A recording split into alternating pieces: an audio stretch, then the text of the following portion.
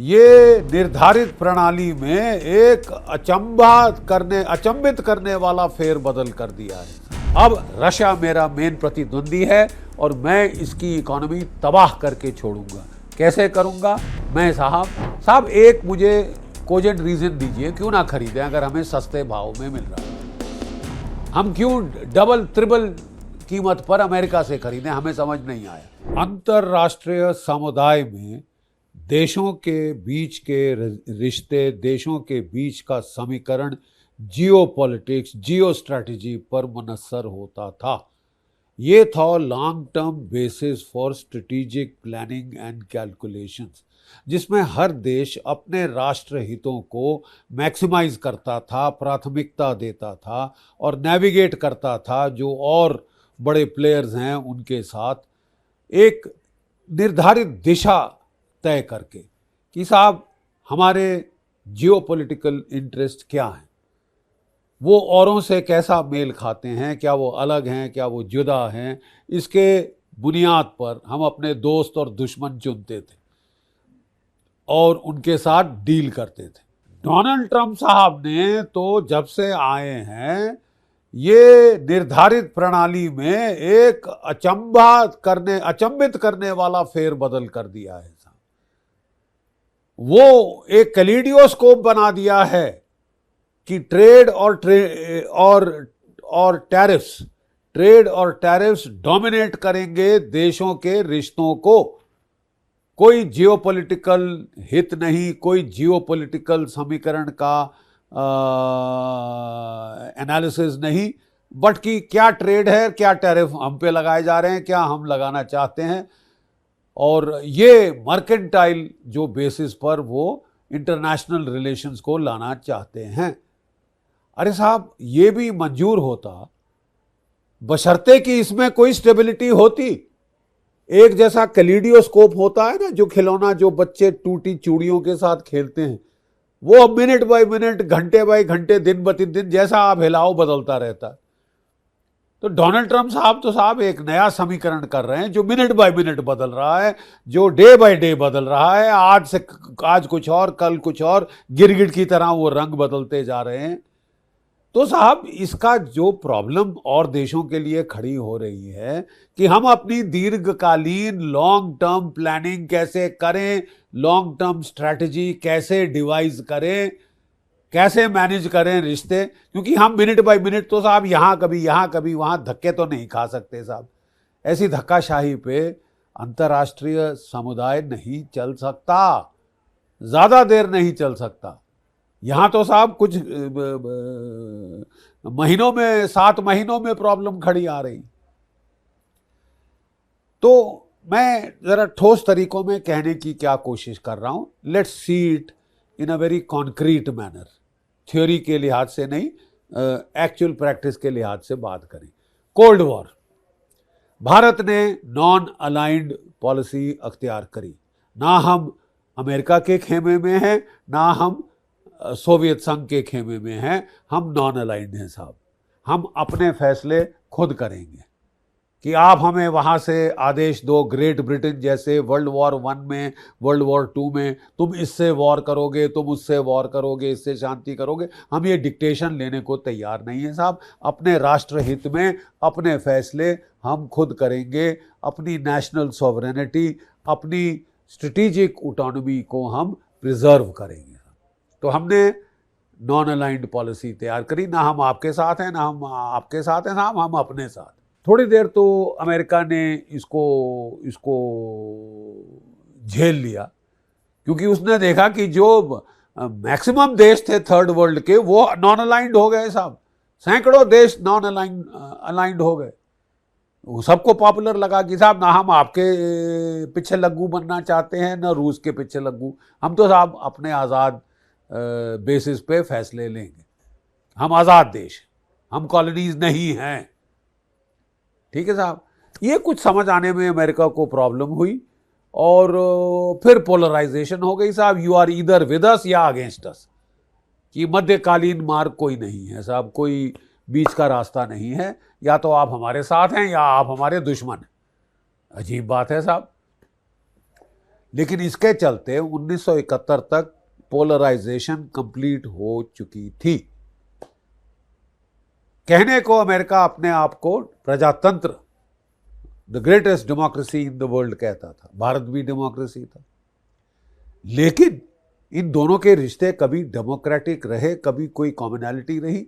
हमने देखा जहां भी डिक्टेटर्स थे, मिलिट्री डिक्टेटर्स, पाकिस्तान में अयूब खान, याह्या खान जैसे कमीने, उनका अमेरिका जो है खुलकर सपोर्ट दे रहा था।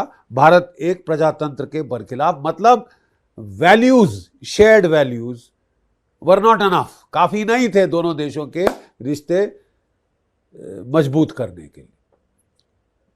और साहब 1971 में किसिंजर साहब ने, उस वक्त रिचर्ड मलहाउस निक्सन प्रेसिडेंट थे अमेरिका के, उन्होंने पाकिस्तान का सहारा लिया और चीन के साथ मैत्री करी और जो रशिया चाइना कैंप था उसको तोड़ दिया। ये बड़ी क्लेवर स्ट्रेटजी कि अपने दुश्मनों को तोड़ें और अपने रिश्ते बनाएं, नए नाते जोड़ें, ताकि रशिया को आइसोलेट किया जाए। इसके लिए उन्होंने पाकिस्तान का बखूबी फ़ायदा उठाया। याह्या खान साहब ने वो ब्रिज दिया अमेरिका और हेनरी किसिंजर साहब को, जिनको पेट की बीमारी हो गई थी अमेरिका आके, और फिर वो चाइना गए थे, इत्यादि इत्यादि, वो सब कहानी सब जानते हैं। और out of gratitude Richard Milhous Nixon ने कहा कि साहब मैं पाकिस्तान के साथ हूँ। पाकिस्तान ने साहब आतंक छेड़ दिया बांग्लादेश में, वहाँ के लोगों का कत्लो गारत, कत्ले आम शुरू किया और वहाँ के लोग, हिंदू आबादी को भारतवर्ष में 10 करोड़ लोगों को धकेल दिया, तुम खिलाओ तुम मरो। कोई चारा नहीं रहा साहब हमारे पास सिवाय युद्ध के, और हमने युद्ध किया।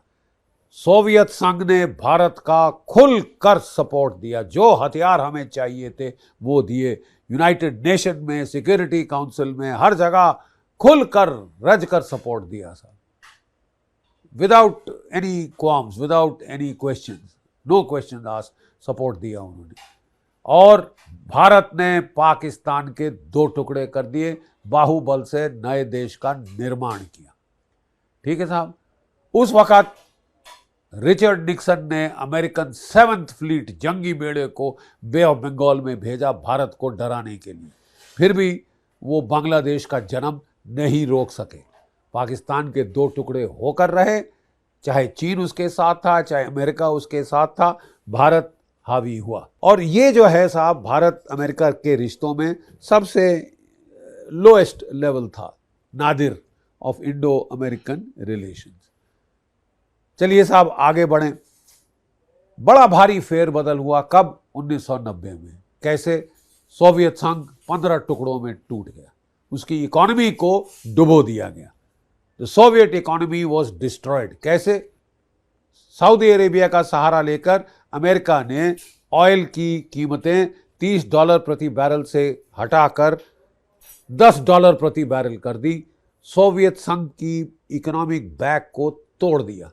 The Soviet economy was flushed down the tube of history without a shot being fired, without एक गोली चले बगैर सोवियत संघ के टुकड़े 15 टुकड़े हो गए। और जो यूनिपोलर वर्ल्ड ऑर्डर बन गया, बाइपोलर वर्ल्ड ऑर्डर की जगह, जहां 2 मेजर पोल थे वहां केवल अमेरिका एक मेजर पोल रह गया। नेचुरली भारत को नुकसान हुआ, भारत को एडजस्ट करना पड़ा। सब्सिडाइज सोर्स ऑफ हथियार, वेपन्स, टेक्नोलॉजी सब गए और हमको डील करना पड़ा। पर धीरे धीरे एक नई रियलिटी उभर कर आई। क्या?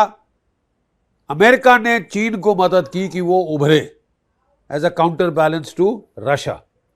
उन्होंने खूब इकोनॉमिक सपोर्ट दिया, इस उम्मीद में कि हम साहब कंट्रोल कर लेंगे, हम कम्युनिस्ट पार्टी को गिरा देंगे, उसका राज खत्म कर देंगे और वो उसको अपना पिछलग्गू चीन को बना देंगे। चीन ने साहब इकोनॉमिक सपोर्ट तो ले लिया, इकोनॉमिक इन्वेस्टमेंट तो ले ली, लेकिन कम्युनिज्म को छोड़ने से लास्ट अटेम्प्ट था तिएनअनमेन स्क्वायर में, वो कम्युनिस्ट राज बरकरार रहा। और फिर अमेरिका को एकदम समझ आया काफ़ी लेट कि साहब हमने तो अपना सबसे बड़ा खतरा खुद ही खड़ा कर लिया, खुद ही खड़ा किया है अपना नेमेसिस चाइना। और अब साफ विदित हो गया अमेरिका को कि चाइना हमारा सबसे बड़ा शत्रु है, चाइना हमारा मेन कंपेटिटर है, मेन एडवर्सरी है। अगर चाइना मेन एडवर्सरी है तो स्ट्रेटेजिक जो है जियो पॉलिटिक्स कहता था कि अमेरिका को एशिया के अंदर भारत और जापान का साथ लेना होगा अगर वो चीन को दबाना चाहता है, कंटेन करना चाहता है, बैलेंस करना चाहता है। और फिर अमेरिका और भारत के रिश्तों में एक नया चैप्टर, एक नया अध्याय शुरू हुआ। कोई 30 साल 40 साल ये चला। बहुत सारे American president like Ford junior, sorry अपना बुश जूनियर, ओबामा, जो अपने क्लिंटन साहब वगैरह वगैरह, they all pivoted to Asia, away from Europe to Asia, कि अब रूस हमारा मेन कंपेटिटर नहीं, खलास हो गया रूस, ठीक है साहब, कोई ताकत नहीं रही, मर गया है बिल्कुल, ठीक है। और चीन हमारा सबसे बड़ा प्रतिद्वंदी है, इसलिए इंडिया एक हमारा एलाई है। जो शेयर्ड वैल्यूज नहीं कर सकी वो शेयर्ड जियोपॉलिटिकल इंटरेस्ट और थ्रेट्स ने कर दिया, भारत और अमेरिका को इकट्ठा लाया। क्या? जियोपॉलिटिकल शेयर्ड इंटरेस्ट, कि हमारे शत्रु बोध एक ही है, दोनों का शत्रु चीन है, इसलिए हम दोनों का आना, इकट्ठा होना अनिवार्य है। और इसके चलते भारत के रिश्तों में अमेरिका में बहुत फेरबदल हुआ साहब, बहुत फेरबदल हो गया। और भारत ने कोई $25 बिलियन के तो हथियार खरीदे अमेरिका से, C-17 ट्रांसपोर्ट्स, आपके P-8 Poseidon maritime reconnaissance aircraft, आपके Apache helicopter, Chinook helicopter, light titanium light weight howitzer वगैरह वगैरह, कोई 25 बिलियन के हथियार हमने साहब, अरब डॉलर के हथियार हमने अमेरिका से खरीदे। और एक नया समन्वय पैदा हुआ दुनिया में, quadrilateral of democracies, America, Japan, Australia, India, ये चार मिलके ये नया समीकरण बनने लगा, उभर कर आने लगा। ये सारे समीकरण का सत्यानाश किया जो बाइडेन साहब ने। जो बाइडेन और डीप स्टेट का ये आंकलन था कि अब चीन हमारा मेन थ्रेट नहीं है, रशिया फिर से उभर कर पुतिन के नीचे एक बड़ी ताकत बन गया है, एक मिलिट्री ताकत बन गया है, जो अपने इंटरेस्ट के लिए लेटने को तैयार नहीं, जो लड़ेगा, ठीक है। तो उनका प्राइमरी मुद्दा बना कि साहब भाड़ में जाए चीन, pivot back to Europe, pivot from Asia, pivot to Europe. अब रशिया मेरा मेन प्रतिद्वंदी है और मैं इसकी इकोनॉमी तबाह करके छोड़ूंगा। कैसे करूंगा? मैं साहब रशिया को यूक्रेन से भिड़ाऊंगा, प्रॉक्सी वॉर लड़ूंगा, आखिरी यूक्रेनियन तक मैं रूस से लड़ते रहूंगा, चाहे 4, चाहे 5, चाहे 6 साल लगे, रूस की इकोनॉमी तबाह कर दूंगा। क्या रूस की इकोनॉमी तबाह हुई? नहीं। क्यों नहीं हुई? क्योंकि अमेरिका का कहना है कि चीन और भारत रशिया से तेल खरीदते रहे। साहब एक मुझे कोजेंट रीजन दीजिए, क्यों ना खरीदें अगर हमें सस्ते भाव में मिल रहा है? हम क्यों डबल ट्रिपल कीमत पर अमेरिका से खरीदें? हमें समझ नहीं आया। अपनी इकोनॉमी क्यों तबाह करें आपको खुश करने के लिए? आप अमेरिका लगातार रूस से यूरेनियम खरीद रहा है अपने रिएक्टर्स के लिए, रेयर अर्थ्स खरीद रहा है, और भी सामान खरीदे, billions of dollars of trade है, जो कि बढ़ा है, घटा नहीं। यूरोप जो कि सबसे बड़ा प्रतिद्वंदी बन गया है रूस का, उचक उचक के कह रहा है कि हम रूस की मलिया मेट कर देंगे, ये कर देंगे, वो कर देंगे, पिट खुद रहे, ठीक है साहब। यूरोप ने कहा कि साहब वो खुद ज़्यादातर अपना तेल और गैस वो रूस से खरीदते रहे, जब तक कि जो बाइडेन ने नॉर्थ स्ट्रीम को उड़ा ही ना दिया। ना रहेगा बांस, ना बजेगी बांसुरी, तुम मेरे से खरीदोगे, मुनाफा मेरे को दोगे, तुमको नुकसान होता है, भाड़ में जाओ, भाड़ में जाओ। और यूरोप तो एक नई कॉलोनी बन गई है अमेरिका की, उनके पास कोई चारा नहीं। अभी भी वो टैरिफ ट्रेड के मामले में साष्टांग दंडवत कर दी है अमेरिका के सामने, हथियार डाल दिए हैं साहब कि हमें कुछ नहीं, हम आपके कॉलोनी हैं, आपके पीछे लग्गू हैं, ठीक है साहब। तो बात यह है कि यूरोप तेल खरीद रहा है, यूरोप गैस खरीद रहा है और ट्रेड कर रहा है। भारत को एक चुना गया है कि तुम्हारी वजह से यूक्रेन युद्ध चला जा रहा है, तो ये जो बाइडेन साहब ने कह दिया you are with us, you are against us, और फिर तो साहब ओ और डीप स्टेट मिलके भारत के खिलाफ तकरीबन युद्ध घोषण कर दिया, अनडिक्लेयर्ड वॉर, ठीक है, अघोषित युद्ध। कैसे साहब? बांग्लादेश में तख्ता पलट किया, CIA और ISI ने मिलकर हसीना वाजेद को पहले बोला कि या तो सेंट मार्टिन आइलैंड दो, हमें कुकी लैंड बनाने में भारत के अंदर मदद करो, नहीं तो तेरा तख्ता पलट। वो ना मानी तो उसका तख्ता पलट कर दिया बेचारी का। हालांकि डेमोक्रेटिकली वो इलेक्शन जीती थी। ISI, जमायते इस्लामी, CIA ने मिलकर एक कलर्ड रेवोल्यूशन बांग्लादेश में करी। यानी कि जो 71 वॉर के अंदर जो हमने समीकरण चेंज किया था, पैराडाइम शिफ्ट कराया था साउथ एशिया की सिक्योरिटी आर्किटेक्चर में, नलिफाई कर दिया साहब एक स्ट्रोक।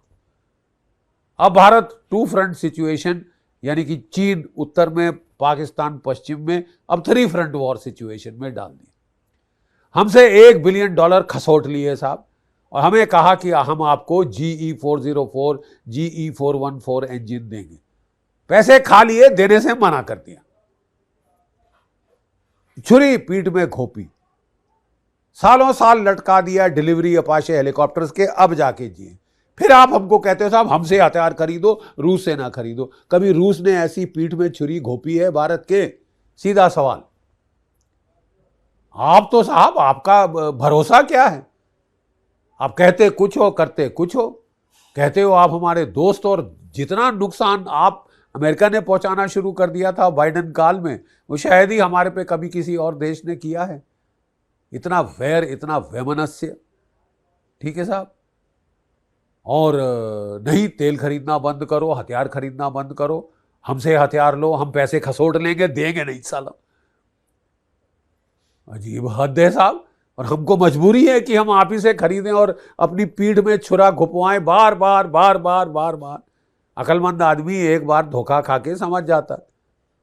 आप तो साहब बार बार धोखे दे रहे हो। फिर डोनाल्ड ट्रंप साहब आ गए साहब, तो भारत में पहले तो एक चैन की सांस ली लोगों ने। थैंक गॉड ये बुड्ढा बाइडेन चला गया, थैंक गॉड बुड्ढा बाइडेन गया। और डोनाल्ड ट्रंप, उन्होंने बहुत दोस्ती दिखाई थी मोदी साहब से, क्योंकि तब अमेरिका इस स्ट्रेटेजिक कैलकुलस पे काम कर रहा था कि भाई चाइना हमारा मेन प्रतिद्वंदी, चाइना हमारा दुश्मन, इसलिए भारत हमारा दोस्त, इसलिए भारत को कल्टिवेट किया जा रहा था। डोनाल्ड ट्रंप साहब ने बहुत मोदी साहब से अपने व्यक्तिगत रिश्ते बढ़ाए, बहुत उन्होंने कोशिश करी भारत अमेरिका की मैत्री को नया स्तर पे ले जाने के लिए। तो हमें बड़ी उम्मीद थी साहब कि अब बाइडेन गया, और डोनाल्ड ट्रंप कह रहे थे कि साहब मेरा रूस से कोई दुश्मनी नहीं, मैं पिवट बैक करना चाहता हूं टू एशिया। जो पिवट यूरोप की तरफ कर दिया था बाइडेन ने, मैं फिर वापस एशिया चाहता हूं, क्योंकि मेरी रूस से दुश्मनाई नहीं है। वो भी वाइट कंट्री है, वो भी ये है, वो भी वो है, और अब वो कम्युनिस्ट कंट्री नहीं रही, तो हमारी दुश्मनी खत्म है। और ये तो बाइडेन की वॉर है, मैं नहीं लड़ूंगा। इसलिए डोनाल्ड ट्रंप साहब एक ग्रैंड स्ट्रेटेजिक विजन के साथ तो आए थे, जो कि उनके प्रेसिडेंशियल कैंपेन के दौरान वर्कआउट किया गया था। क्या था साहब अमेरिकन ग्रैंड स्ट्रेटेजिक विजन? कि साहब हमें कोई 4-5 साल की मोहलत चाहिए, हमें सारी जंगें बंद करनी होंगी, मैं शांति लाना चाहता हूं, ताकि डोनाल्ड ट्रंप कहते थे मैं अमेरिका की इकोनॉमी को री इंजीनियर करना चाहता हूं। नंबर 1, मैं अमेरिका के आर्म्ड फोर्सेस को रीजनरेट करना चाहता हूं। उनकी ताकत खत्म हो गई है लड़ते लड़ते, औरों की मदद करते करते, कभी यूक्रेन की, कभी इजराइल की। तो अब मैं पूरा जो हमारे रिजर्व स्टॉक एक्सपेंड हो गए हैं उनको रिप्लेनिश करूंगा। और लास्टली नंबर 3, मैं जो डीप स्टेट है, CIA, डीप स्टेट, जो कि स्टेट डिपार्टमेंट वगैरह की जो डीप स्टेट है, उसको मैं तोड़ना चाहता हूं, क्योंकि ये अमेरिका के को तोड़ मरोड़ के लड़ाइयों में झोंक रही। 7 महीने हो गए हैं साहब। वो ग्रैंड स्ट्रेटेजिक डिजाइन के साथ तो स्टार्ट किए थे, बट इन प्रैक्टिस वो एक टैक्टिकल, ट्रांजैक्शनल, मर्क्यूरियल बेसिस पे ऑपरेट करना शुरू किया। पूरी दुनिया के साथ ट्रेड एंड टैरिफ वॉर शुरू कर दी। और साहब हम इसको भी एडजस्ट कर लेते, हम इससे भी एडजस्ट हो जाते, लेकिन उसमें कोई स्थिरता नहीं, कोई स्टेबिलिटी नहीं, कोई लॉन्ग टर्म स्टेबिलिटी नहीं थी इस डिजाइन के अंदर। मिनट बाय मिनट कैलिडियोस्कोप जैसे ये बदली होता जा रहा था।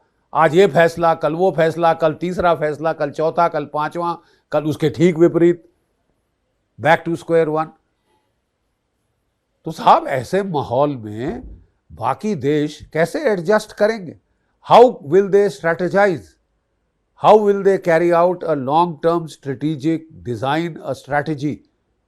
आपने तो पूरा बेसिस फॉर स्ट्रेटेजिक कैलकुलेशन खलास कर दिया, जियोपॉलिटिक्स खलास कर दिया, मर्केंटाइल रिलेशनशिप वेरी गुड, लेकिन जिस तरह से आप कर रहे हैं, मिनट बाय मिनट जो आप बदली कर रहे हैं, आज यहां कल वहां, कल यहां, गिरगिट की तरह रंग बदल रहे हैं, तो साहब it is difficult to keep pace. और पूरा इंटरनेशनल सिस्टम चरमरा गया है, दो टूक शब्दों में कहना पड़ेगा। हमने सोचा था कि अब डोनाल्ड ट्रंप आ गए हैं तो उनकी ग्रैंड स्ट्रेटेजी है, लेकिन है क्या? कौन है डोनाल्ड ट्रंप के अमेरिका का मेन दुश्मन? क्या वो रूस है, क्या वो चीन है, या क्या वो ब्रिक्स है? और अगर ब्रिक्स है साहब, तो ब्रिक्स में इंडिया भी शामिल है, मतलब वो हमको बड़ा दुश्मन मान रहे हैं। अगर वो इस तरह की डंके के चोट पे कह रहे हैं कि भारत भी उनका दुश्मन है अब, और वो पाकिस्तान के फील्ड मार्शल मुनीर को लेके कभी लंच पे बुला रहे हैं, कभी एक दावत से पेट नहीं भर रहा दूसरी बार बुला रहे हैं, उनके एयरफोर्स चीफ को बुला रहे हैं, और फिर कह रहे हैं कि मैं भारत पाकिस्तान की मैत्री करा दूंगा ताकि ये चीन का से हट के ये मेरे साथ अमेरिका के पीछे लग्गू बन जाएं और चीन से लड़ें। ठीक है साहब, फिर वो मतलब जो वैर वैमनस्य 75 साल का है, और जो सिविलाइजेशनल वैर है वो तो हजारों साल का है, ठीक है, जैसे उन्होंने खुद कहा था, तो वो आप कह रहे हैं कि चुटकी बजाकर ऐसे आप स्विच ऑफ, बंद, भारत पाकिस्तान का वैर बंद। बड़ी कमाल की बात है साहब, ये तो हुआ नहीं हुआ तो मैं पाकिस्तान के साथ। अजीब हद है साहब, मतलब आप तो ठोक पीट के कह रहे हैं कि भारत से दुश्मनी, और अब साहब भारत पे जो जो इन्होंने जो टैरिफ लगाए हैं, 25% टैरिफ लगा दिए हैं साहब, one of the highest in the world. ठीक है, सिंगल आउट किया इंडिया को, और फिर कह रहे हैं 25% और लगाऊंगा क्योंकि तुम रूस से तेल खरीद रहे हो, तुम रूस से हथियार खरीद रहे हो। क्यों ना खरीदें साहब, सस्ते में मिल रहा है, हमारी बेहतरी है उसमें, और वहां कोई रिलायबिलिटी तो है, हमें पीठ में कोई छुरा तो नहीं घोंपता, पैसे लेता है तो हथियार देता है, सपोर्ट देता है, टेक्नोलॉजी शेयर करता है, सोर्स कोड शेयर करता है। आप कह रहे हो कि साहब मेरे से 100 F-35 फाइटर खरीदो, 110 बिलियन डॉलर का एक है, और उसके जो मेंटेनेंस कॉस्ट है वो तो बिलियंस ऑफ डॉलर्स में जाते हैं, लेकिन मैं टेक्नोलॉजी शेयर नहीं करूंगा, मैं सोर्स कोड नहीं दूंगा, आप उसको इंडिया में मैन्युफैक्चर नहीं कर सकते, कहां आप इस्तेमाल करोगे मैं फैसला करूंगा, पाकिस्तान के खिलाफ किया तो मैं किल स्विच लगा के उड़ा दूंगा। तो हम साहब पागल कुत्ते ने काट रखा है कि हम आपसे हथियार खरीदें। हमने देख लिया है आपने क्या किया GE 404 इंजन और 414 इंजन में, पैसे खा के धोखा दिया। तो कौन सही दिमाग जिसका काम कर रहा है वो आपसे हथियार खरीदेगा? हम वहां से खरीदेंगे जहां कोई रिलायबिलिटी फैक्टर तो है। रूस is a tried and tested friend, आपकी उससे दुश्मनी है, आपने जानबूझकर छेड़ी, आपने उंगल दी यूक्रेन में कि यूक्रेन को नेटो में मिलाएंगे, नेटो को फैला के रूस के बॉर्डर तक ला देंगे, जबकि आपने पूरा विश्वास दिया था कि नहीं, there will be no eastward expansion of NATO. अरे झूठ फरेब आप करते हो साहब, जबरदस्ती युद्ध आपने थोपा है, और आप चाहते हो कि पूरी दुनिया मिलके अब रूस से लड़े। क्यों लड़े साहब? नहीं लड़ोगे तो हम आपसे दुश्मनाई बोल लेंगे। ठीक है साहब, कम से कम हमको ये तो पता चला कि हमारा दोस्त कौन, हमारा दुश्मन कौन। नहीं, और क्या चारा है किसी मुल्क के पास? क्या चारा छोड़ा है आपने? America is pushing India into a Russia India China triangle. They are pushing India.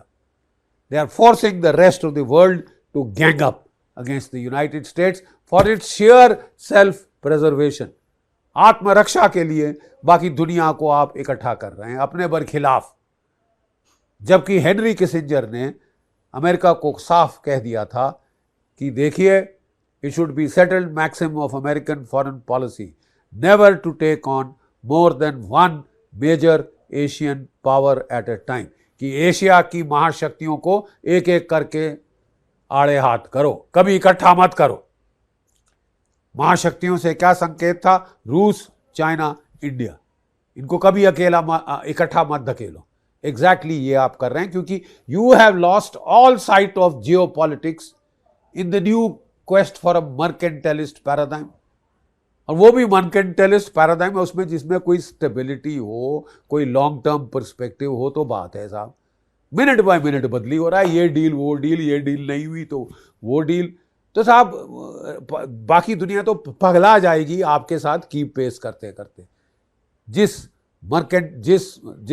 Mercurial लिहाज में डोनाल्ड ट्रंप साहब काम कर रहे हैं, भारत के भर खिलाफ लगाओ, सिंगल आउट करो भारत को टैरिफ के लिए। और भारत मेरा स्ट्रेटेजिक पार्टनर है, भारत मेरे को चीन से मुकाबला करने में मदद करेगा। मैं भी यूक्रेन की तरह भारत को आखिरी भारतीय तक चीन से लड़ाऊंगा, और चौधरी बन के बंदर बन के दो बिल्ली के झगड़ों में मैं रोटी खाऊंगा। साहब खुली आंखों से कौन ऐसे पागलपने में इन्वॉल्व होगा, आप मुझे बता दीजिए। There has to be some rational basis. India is not the 51st state of the United States. Bharat USA की 81वीं स्टेट नहीं है साहब, 91 स्टेट नहीं है। भारत आपकी कॉलोनी नहीं कि आप फैसला करें कि अब भारत युद्ध डिक्लेयर करेगा रूस के खिलाफ, अब चीन के खिलाफ, अब इसके खिलाफ, अब उसके, जिससे मेरी लड़ाई उससे तेरी लड़ाई। हम कॉलोनी नहीं है, please understand that, please get that right. We are fed up of being a colony. 250 साल रहे हैं साहब, तंग आ चुके हैं। अब हम आज़ाद हवा में सांस लेना चाहते हैं। मुश्किल से आज़ादी मिली है, we want to preserve it. America, वो ग्रेट ब्रिटेन के बदले अब हमको अमेरिका की कॉलोनी नहीं बनना साहब। We will make our own decisions, basic decisions. India is a very ancient civilization. Bharat एक बहुत प्राचीन सभ्यता है, दुनिया की सबसे प्राचीन सभ्यता है। It is a civilisational state. ठीक है, एक स्टेट है जिसमें इतनी कंटिन्यूटी है जो कहीं और दुनिया के इतिहास में आपने नहीं देखी। इतना जो है स्टेबिलिटी है इस सिविलाइजेशनल ईथॉस में, कल्चर में। ठीक है साहब, और अब ये राइज कर रहा है। चौथी बड़ी दुनिया की इकोनॉमी है, थर्ड बड़ी इकोनॉमी बनने वाले हैं। न्यूक्लियर पावर हैं, स्पेस पावर हैं, मिलिट्री पावर ऑफ कॉन्सिक्वेंस हैं। अब साहब हम कॉलोनी बनने को तैयार नहीं, क्योंकि आप सम्राट ट्रंप बनना चाहते हैं। ये मल्टीपोलर वर्ल्ड ऑर्डर है। You are not the sole super power any longer. आप वैसे बिहेवियर नहीं कर सकते of a unipolar world order. ये मल्टीपोलर वर्ल्ड ऑर्डर हो गया है। इसमें इतनी अस्थिरता लाना, इतनी इंस्टेबिलिटी लाना is an invitation to large scale global wide conflict and war. अब आप हाथ धो के डोनाल्ड ट्रंप साहब भारत के पीछे पड़ गए कि क्यों रूस से तेल ले रहे हो, क्यों रूस से हथियार खरीद रहे हो, क्योंकि हमारे फायदे में, क्योंकि हमारे हित में है। आप भी रूस से यूरेनियम खरीद रहे हो, बंद किया आपने? आप नहीं फाइनेंस कर रहे रशिया की वॉर अगेंस्ट यूक्रेन? क्यों आप रेयर अर्थ खरीद रहे हो रूस से? आप नहीं फाइनेंस कर रहे रशिया की वॉर अगेंस्ट यूक्रेन, केवल भारत कर रहा है साहब। यूरोप भी वही बकवास कर रहा है, पर उपदेश कुशल बहुतेरे। अजीब रहा है साहब। आप कर सकते हो तो क्या, वाह क्या बात। हम करते हैं तो वो तो हम उफ करते हैं, वो भी गुनाह है साहब। नहीं साहब, ऐसा हिपोक्रेसी, ऐसी दोहरी जबान, कैंची कटी जबान केवल सांप की होती। तो आप ऐसी दोहरी भाषा में बात नहीं कर सकते। ठीक है, बी फेयर। अगर आपको सारी ट्रंप लगाना है तो पहले तो रूस से यूरेनियम रेयर अर्थ खरीदना बंद करिए, बाकी ट्रेड आप भी बंद करिए ना साहब। Set an example. Certain example, हमारे लिए कुछ, तुम्हारे लिए कुछ, ये हमारे खरीदने से फाइनेंस नहीं हो रही रशिया की वॉर मशीन, तुम्हारे तेल खरीदने से हो रही। हम चाहते हैं कि तुम्हारी इकोनॉमी तबाह हो जाए हमारा महंगा तेल खरीद के। सस्ता क्यों ले रहे हो? अरे क्यों साहब, कौन पागल सस्ता तेल नहीं खरीदता जब उसको मिल रहा हो। देखिए साहब, ये चौलबेना, ये नहीं चल सकता।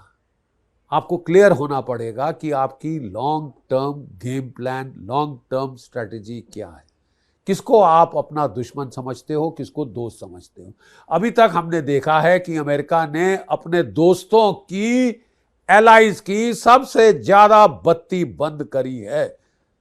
यूक्रेन से स्टार्ट किया, गाली गलौज किया, उसके राष्ट्रपति को बुला के रेयर अर्थ डील साइन करवाई on the dotted line, Canada का जो हाल किया, मेक्सिको का जो हाल किया, यूरोप पे जो दबाव डाला, जो जापान और कोरिया के साथ, जो ताइवान के साथ सलूक ने आपने किया है, शायद ही किसी ने अपने दुश्मनों के साथ किया हो।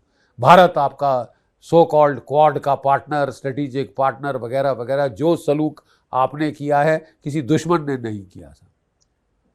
तो भारत को अब बिल्कुल क्लियर होना पड़ेगा साहब, हम सपनों की दुनिया में नहीं जी सकते कि आप चाटुकारिता करो, आप लेप लगाओ, ठीक है, कि आप सबसे बड़े दोस्त, ग्रेट फ्रेंड, ग्रेट ये ग्रेट फ्रेंड, आप तो सबसे बड़े दुश्मन साबित हो रहे हैं साहब। करे तो करे क्या? आप भारत को धकेल रहे हैं रशिया, इंडिया, चाइना ट्रायंगल में, आप धकेल रहे हैं। आने वाली पीढ़ियों के जियोपॉलिटिकल पंडित्स अमेरिका में कई सालों बाद पूछेंगे, हु लॉस्ट इंडिया? भारत को किसने खोया? किस अमेरिकन प्रेसिडेंट की नादानी की वजह से Bharat Russia, India, China camp में चला गया? हमारे दुश्मन के खेमे में आपने धकेला है। और ये जियो स्ट्रेटेजिक बुनियाद से बहुत भारी भूल है। जितना जल्दी ये रियलाइजेशन अमेरिका में आए, जो जियोपॉलिटिकल कम्युनिटी है वहाँ पे वो अपने आप को असर्ट करे कि मिनट बाय मिनट एक स्टेट, एक देश जो कि नेशनल सिक्योरिटी स्ट्रैटेजी डॉक्यूमेंट निकाला करता था हर 5 साल, वो लॉन्ग टर्म बेसिस पे चलता था, लॉन्ग टर्म प्लानिंग पे चलता था, स्ट्रेटेजिक प्लानिंग पे चलता था। टैक्टिकल फॉरेस्ट में ये मोड़, वो मोड़, ये मोड़ में अपनी दिशा नहीं खो जाता था। तो डोनाल्ड ट्रंप को अपने अमेरिका की ग्रैंड स्ट्रेटेजिक दिशा तय करनी होगी। कौन उनका दोस्त है, कौन उनका दुश्मन है, ये समझना होना, कि क्योंकि वो एक व्यापारी हैं, इसका मतलब पूरी दुनिया व्यापारी नहीं बन सकती। पॉलिटिक्स अभी तक जियो पॉलिटिक्स था, देशों के बीच में पॉलिटिक्स जियो पॉलिटिक्स था। आपने उसे सर के बल खड़ा कर दिया है। हमको ये भी मंजूर था, ये भी गवारा था कि ठीक है साहब, ये नहीं रहा है, ये मर्केंटलिस्ट है, ये ट्रांजैक्शनल है। लेकिन आप ट्रांजैक्शनल के साथ टैक्टिकल होते जा रहे हैं। मिनट बाय मिनट आपके जो है कैलिडियोस्कोप की तरह बदली हो रहे हैं। आप दुनिया में उथल पुथल कर रहे हैं।